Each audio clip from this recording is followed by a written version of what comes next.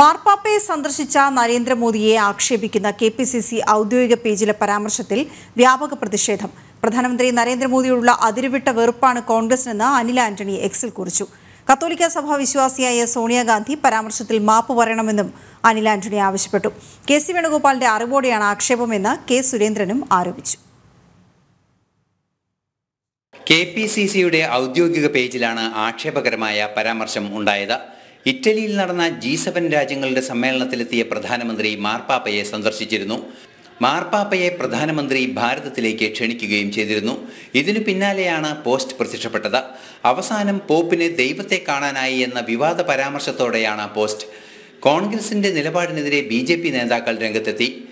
വെറുപ്പിന്റെ രാഷ്ട്രീയത്തിന് തെളിവാണ് പോസ്റ്റെന്നും കത്തോലിക്ക സഭ വിശ്വാസിയായ സോണിയാഗാന്ധി സംഭവത്തിൽ മാപ്പ് പറയണമെന്ന് BJP നേതാവ് അനിൽ ആന്റണി എക്സിൽ കുറിച്ചു.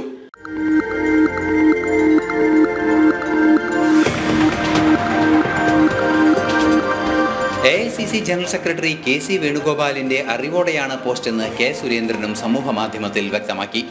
പ്രതിഷേധം ശക്തമായതോടെ കെപിസിസി ഔദ്യോഗിക പേജിൽ നിന്നും പോസ്റ്റ് പിൻവലിച്ചിട്ടുണ്ട്. എങ്കിലും വിശ്വാസ സമൂഹത്തിനെതിരായ ഭീഷണിയുടെ സ്വരമുള്ള പോസ്റ്റിനെതിരെ പ്രതികരണങ്ങൾ ശക്തമാവുകയുമാണ്. ന്യൂസ് ഡെസ്ക്, ജനം.